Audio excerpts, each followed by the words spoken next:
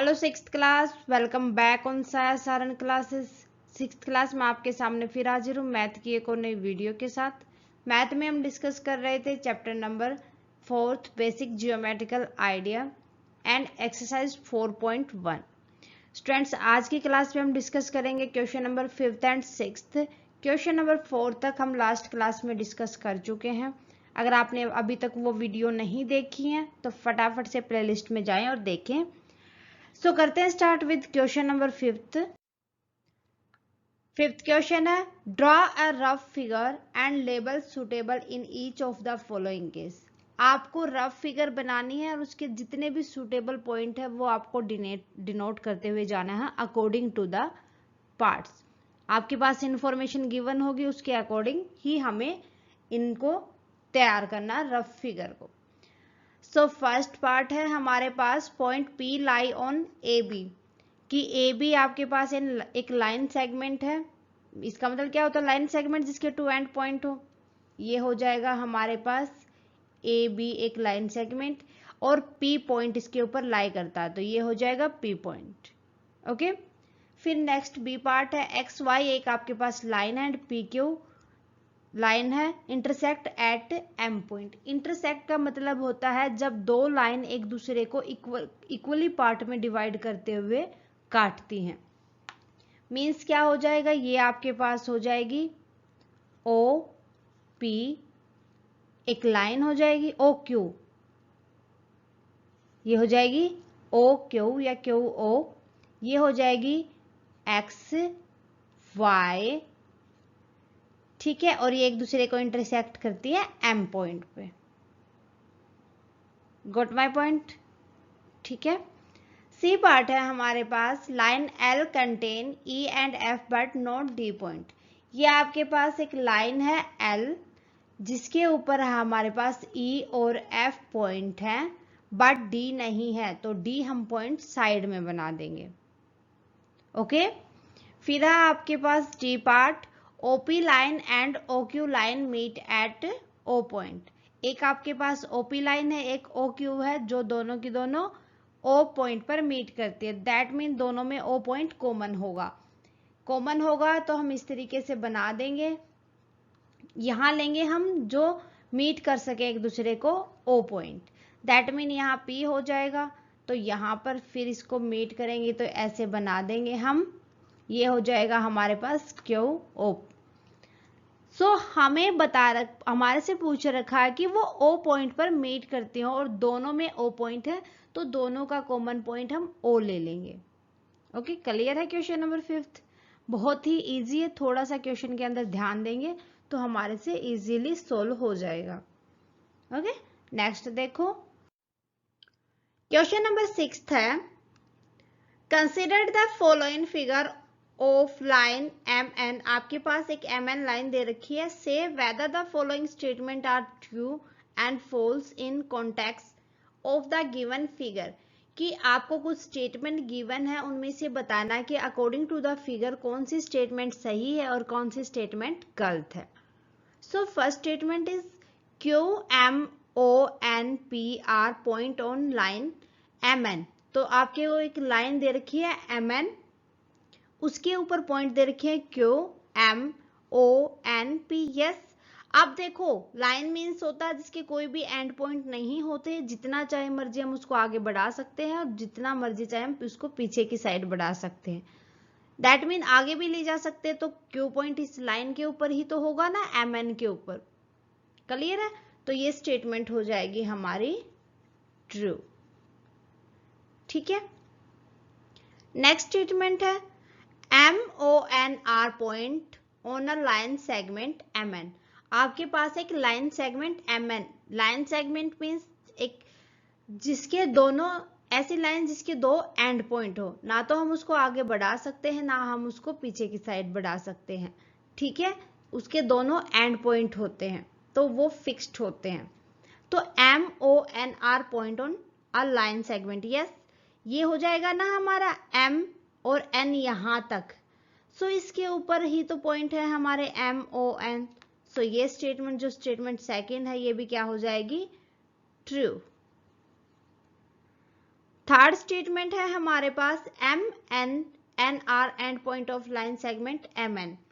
सो M N जो line segment है आपका, उसका एम और एन एंड पॉइंट है। यस, इस साइड से एम पॉइंट है, इस साइड से एन पॉइंट।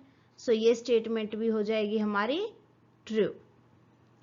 डी है हमारे पास O and N are end point of the line segment OP, कि आपके पास एक OP लाइन सेगमेंट है, उसके ONN ये है OP लाइन सेगमेंट, ठीक है, मीन्स इसके दोनों एंड पॉइंट हो जाएंगे, और इसके एंड पॉइंट तो O और P हुए, ना कि O और N, तो ये स्टेटमेंट क्या हो जाएगी?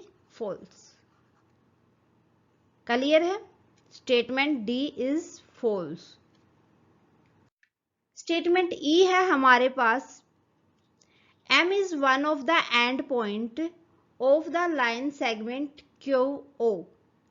आपको बताना है कि जो M है वो वन एंड पॉइंट है QO का, तो QO तो ये हुई, और ये तो इसका मिड पॉइंट है, ना कि एंड पॉइंट, तो ये स्टेटमेंट भी क्या हो जाएगी? फॉल्स।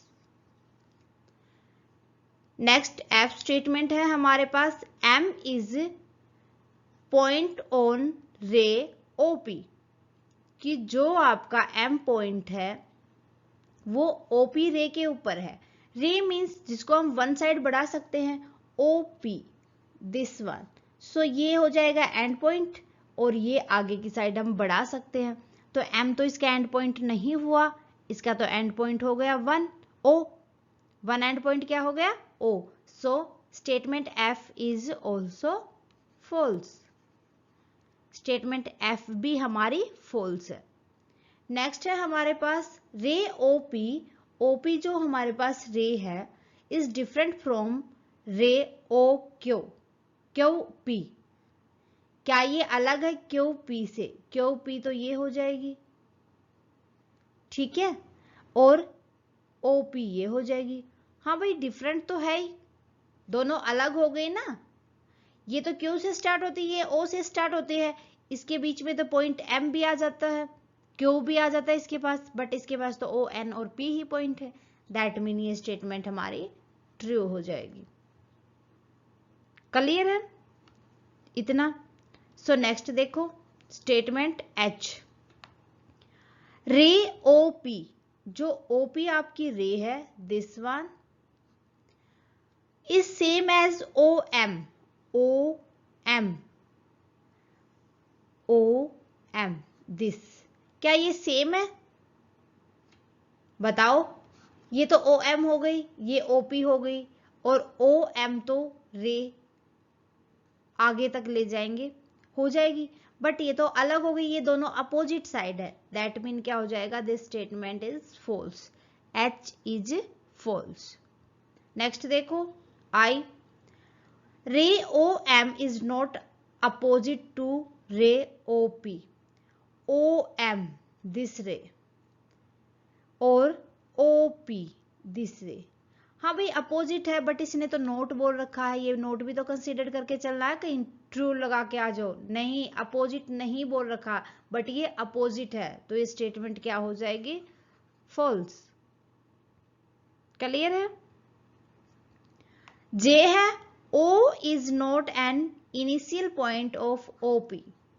OP ये हमारे पास एक रे है, तो पूछा गया है कि जो O है वो इसका इनिशियल पॉइंट नहीं है, बट ये तो O तो इसका इनिशियल पॉइंट है ना? कैसे कह सकते हो कि इनिशियल पॉइंट नहीं है? O तो इसका इनिशियल पॉइंट है। इनिशियल पॉइंट वो होता है जहां से हम स्टार्ट करते हैं, या जो एंड पॉइंट होता है हमारा रे का। क्लियर है? तो ये हो जाएगा फॉल्स, क्योंकि ये स्टेटमेंट गलत है, इनिशियल पॉइंट है यहां पर O। नेक्स्ट के पार्ट है हमारा N is the initial point of NP and NM। आपसे पूछा गया है कि जो N है this one the initial point of NP रे का। यस, ये तो यहां तक तो ट्रू है, एंड NM और NM रे का। यस, इसका भी इनिशियल पॉइंट, तो क्या हो जाएगा? This statement is true. So case statement is also true. ठीक है, तो इस तरीके से हमें ऑब्जर्व करना था जो हमारे पास फिगर गिवन थी और हमने जो स्टेटमेंट हमारे से पूछी गई थी उनके ट्रू और फॉल्स में आंसर देने थे। ओके, सो स्टूडेंट आज के लिए बस इतना ही। उम्मीद करती हूँ आपको question number 5th and 6th अच्छे से समझ आ गए होंगे। सो स्टूडेंट ये थी हमारी एक्सरसाइज 4.1। होप आपको अच्छे से क्लियर होगी। सो नेक्स्ट क्लास के अंदर हम डिस्कस करेंगे एक्सरसाइज 4.2 के इंट्रोडक्शन को। आने वाली क्लास को बिल्कुल भी मिस ना करें ताकि हमें समझ आए कि हम किस तरीके से एक्सरसाइज 4.2 के अंदर क्वेश्चंस को सोल्व करेंगे। आज की क्लास कैसी लगी स्टूडेंट मुझे कमेंट करके बताएं। अच्छी लगे तो प्लीज लाइक और अदर स्टूडेंट के साथ ज़्यादा से ज़्यादा शेयर करें। चैनल पर नए हैं तो फटाफट से साया सारन क्लासेस को सब्सक्राइब कर लें और बेल आइकन को दबा लें ताकि आने वाली क्लास की नोटिफिकेशन आपको मिल सके। Thank you very much student, bye bye and take care. मिलते हैं नेक्स्ट क्लास में।